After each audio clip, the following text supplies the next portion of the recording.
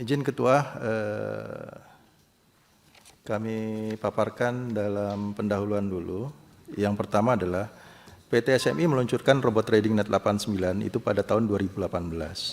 Pemilik perusahaannya itu menjalankan usahanya berdasarkan PP 29 tahun 2021 tentang penyelenggaraan bidang perdagangan. Yang kedua, akhir Januari 2022, Badan Pengawas Perdagangan Berjangka Komoditi Bapepti, Kemendak, telah memblokir 336 trading termasuk Net 89.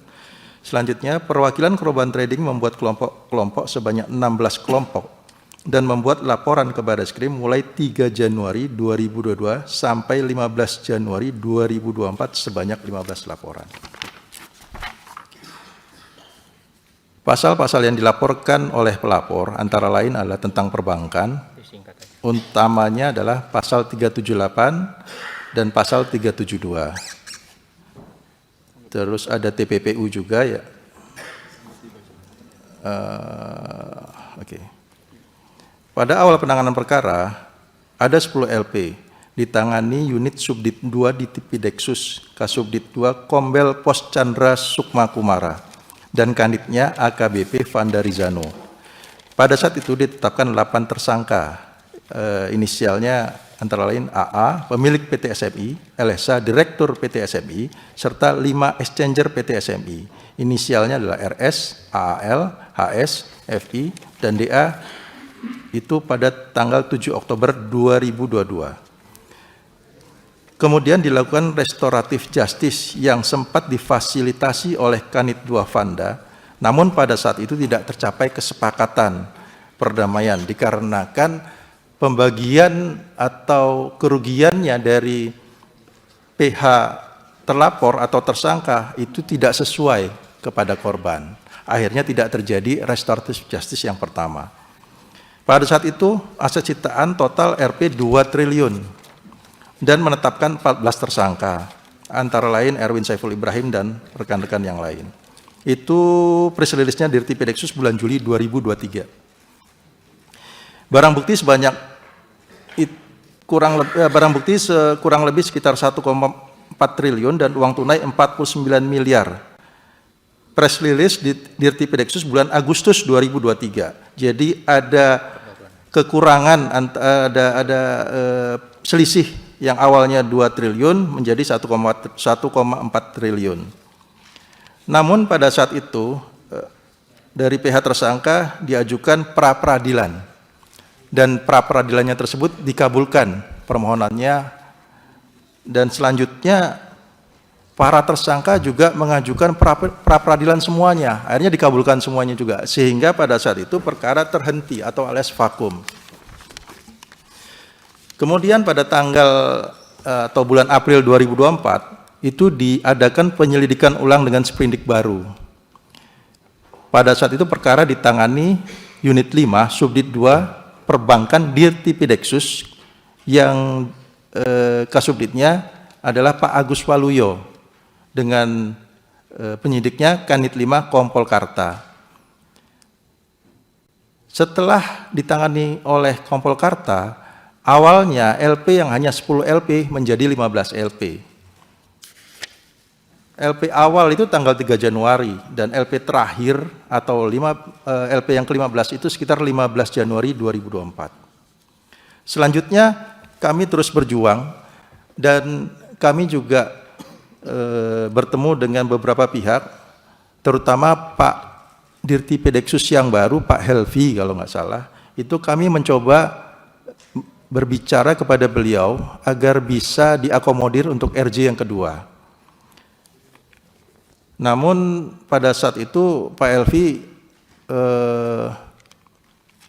menanyakan jika mau RJ, apakah cukup aset sitaannya? Karena Pak Elvi pada saat itu hanya menerima informasi uang yang cashnya hanya 49 miliar, sedangkan aset-asetnya belum dilaporkan oleh Kompol Karta.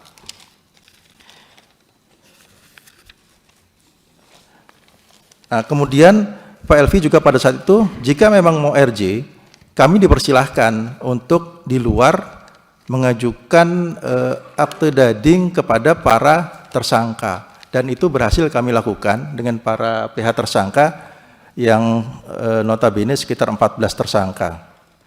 Dan akte dadingnya diserahkan maaf, juga.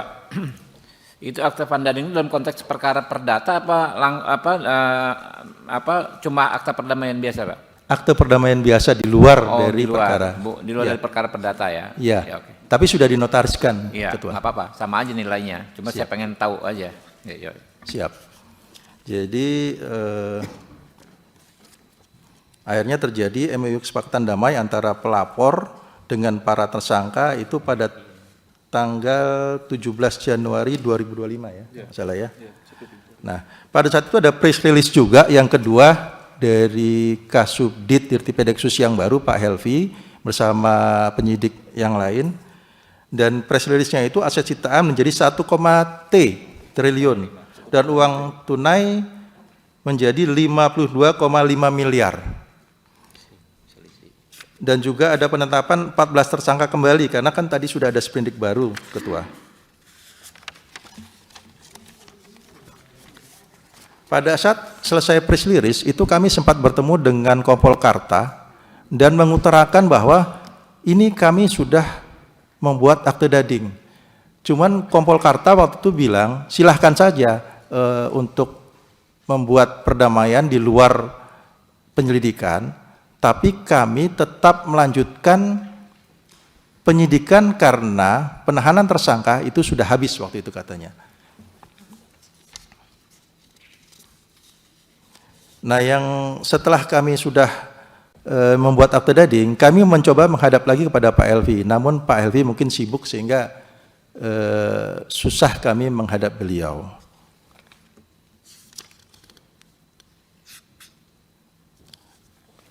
Setelah sekian waktu, kami mencoba untuk bertemu lagi dengan Kompol Karta dan juga pihak Kejaksaan Agung, terutama jaksa penyidik yang menangani perkara Net 89, tapi susah ditemui, Ketua. Dan tahu-tahu kami mendapat kabar itu sudah dilimpahkan untuk tahap 2 ke Kejaksaan Negeri Jakarta Barat. Ini yang membuat kami kaget ya, Ketua. Nah, dalam pelimpahan berkasnya ini ada kejanggalan-kejanggalan yang menurut kami di luar SOP dari penyidik kejaksaan. Antara lain adalah pada saat inspeksi atas barang sitaan untuk tersangka Alwin, salah satu tersangka, dan Dedi Iwan dilakukan penyidik Barreskrim Mabes Polri, dihadiri pula jaksa fungsional Kejaksaan Agung bernama Heru Saputra, kasih barang bukti bernama Suryo Sadewo, dan jaksa fungsional bidang intelijen Kejari Jakarta Barat bernama Mardiana SYI Silaen. Dalam operasionalnya pada saat itu ada juga pemasangan tanda sita atas nama Kejaksaan Negeri Jakarta Barat pada barang sitaan, sehingga seolah-olah perkara sudah pada tahap penyerahan tahap 2 itu dilakukan pada tanggal 13 Februari 2025. Padahal para tersangka masih berada dalam tahanan Barreskrim Mabes Polri dan baru dipindahkan ke dalam tahanan kejaksaan pada tanggal 20 Februari 2025. Upaya-upaya yang telah dilakukan oleh kami antara lain adalah: 1. Gugatan pra-peradilan di Pengadilan Negeri Jakarta Selatan oleh perwakilan 15 pelapor pada tanggal 20 Februari 2025. Yang kedua, audiensi ke Komisi Kejaksaan perihal pelanggaran prosedur P21 itu tanggal 24 Februari 2025. Yang ketiga, kami juga melakukan aksi damai dengan ratusan korban di depan kantor Kejaksaan Republik Indonesia untuk meminta perkara kasus Net 89 bisa restoratif justice.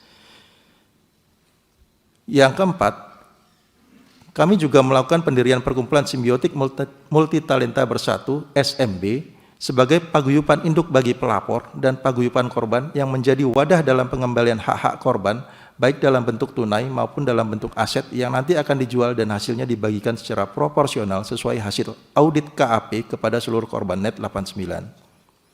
Yang kelima, kami juga telah membuat posko untuk menampung para korban yang belum tercatat di kepolisian apabila restoratif justice tercapai. Perkembangan terakhir yang dalam perkara Net 89 itu seperti yang kami utarakan di atas tadi adalah pelimpahan dua tersangka yakni Erwin Saiful Ibrahim dan Michelle Alexandra beserta aset sitaan lainnya pada tanggal 11 Maret 2025. Yang kedua, Dedi Iwan dan Alwin Aliwarga telah menjalani sidang pertama tanpa diinfokan kepada kuasa hukum terdakwa dan pada akhirnya sidang ditunda. Itu dilakukan pada tanggal 12 Maret 2025. Kemarin, Ketua.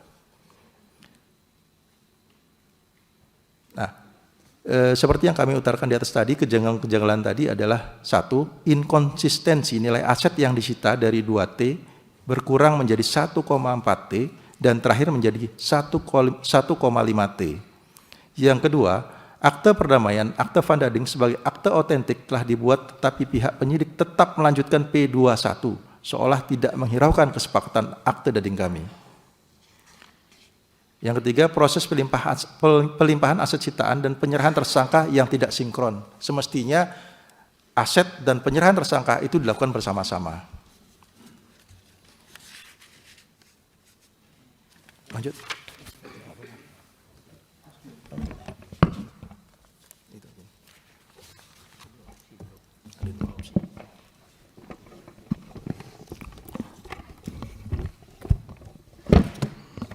Baik, saya lanjutkan Pak Ketua. Pilihan proses peradilan, yaitu pertama, putusan hakim terkait aset sitaan dapat saja diputus untuk disita negara.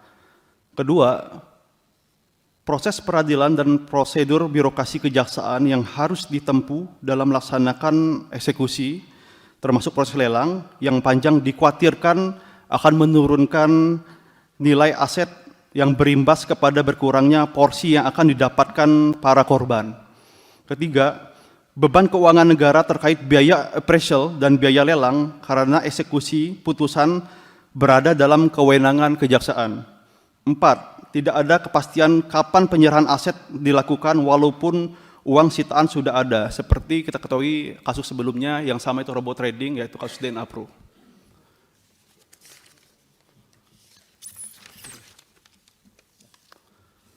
Selanjutnya, yang terakhir, pilihan restoratif justice. 1. Restoratif justice adalah jalan paling ideal dari aspek kemanfaatan bagi para korban dalam rangka pemulihan hak-hak ekonominya akibat perbuatan para pelaku dibandingkan pemindanaan bagi para pelaku, di mana kita mengenal namanya asas ultimum remedium. Kedua, potensi penghematan keuangan negara. Seluruh proses lelang dimulai dari proses appraisal sampai tahap pelaksanaan lelang sepenuhnya tidak menggunakan anggaran negara, tetapi menjadi tanggung jawab paguyuban korban. 3. Proses penjualan aset dan pembagian hasil penjualan lebih fleksibel tanpa melalui prosedur birokrasi yang kaku. 4. Pihak kejaksaan atau LPSK agar ditunjuk menjadi pengawas paguyuban agar penanganan penjualan dan pembagian kepada korban lebih akuntabel dan transparan.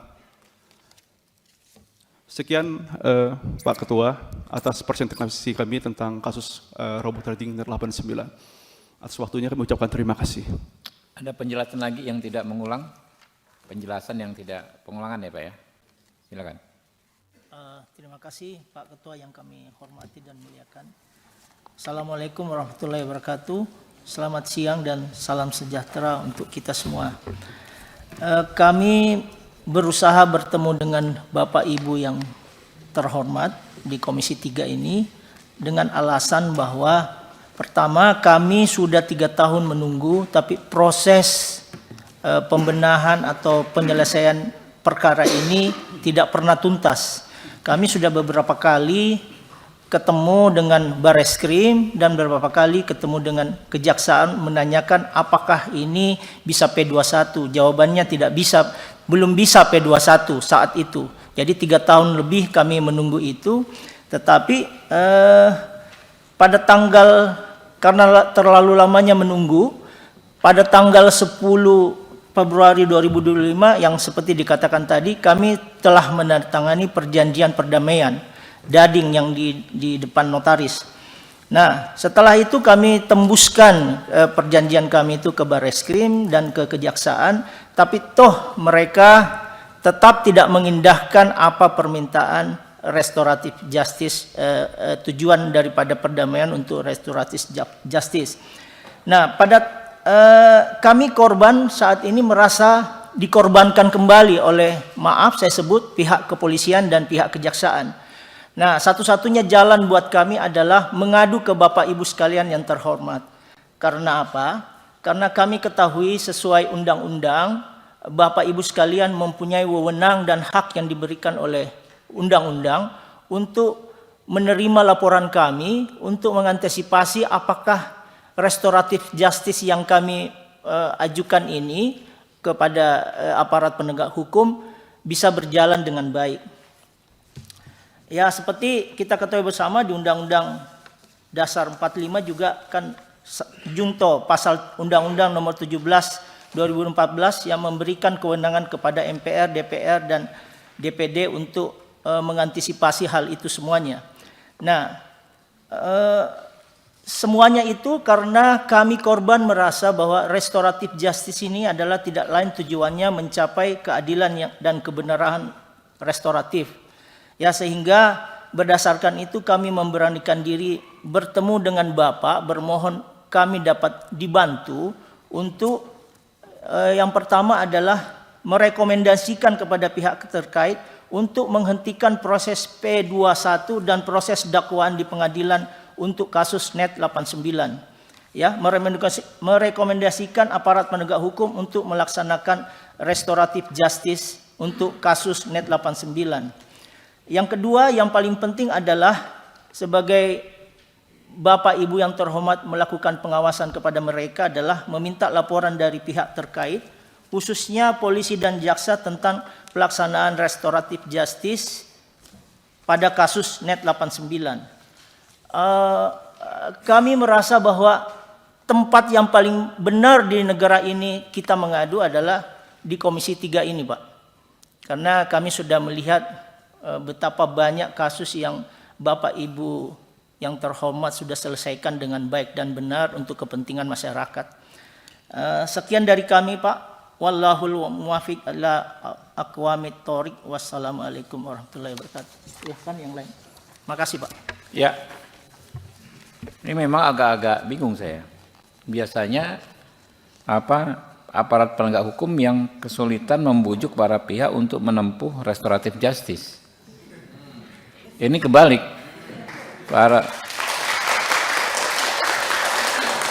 para pihak bahkan korban ya, begitu semangat untuk menerapkan restoratif justice, tapi kok pemeriksaan perkaranya terkesan diburu-buru. Yang juga janggal tadi itu soal aset ya, barang bukti dari 2 triliun menjadi 1,5, 500 miliarnya itu kemana? Jangan sampai ada tindak pidana dalam penanganan tindak pidana, itu yang perlu kita garis bawahi nanti. Ya, teman-teman kan kita paham ya di sini, kita 5 tahun di sini, yang namanya restoratif justice itu adalah azas bagaimana penyelesaian masalah itu berfokus pada pemulihan kerugian para korban. Iya, Pak, betul, Pak. Restoratif justice itu konsepnya itu di ruangan inilah yang paling banyak dibahas. Ya, kepolisian sudah punya perpol ya soal restoratif justice. Kejaksaan juga ada perja restoratif justice. Tadi pengadilan juga ada SK Dirjen Badilum ya, Badan Peradilan Umum untuk memaksimalkan restoratif justice pada setiap tingkat ya, mulai di kepolisian, di kejaksaan, dalam proses persidangan di pengadilan. Bahkan sekarang kami sedang membahas KUHAP yang baru, Kitab Undang-Undang Hukum Acara Pidana yang baru, restoratif justice itu bahkan menjadi satu bab tersendiri dalam KUHAP yang baru nanti. Nah, jadi ini sekaligus ya kita akan coba membantu penyelesaian masalah bapak-bapak ya, dan ini akan menjadi acuan bagaimana menyelesaikan masalah restoratif justice ke depan. Ya, secara prinsip mungkin itu dari saya dulu.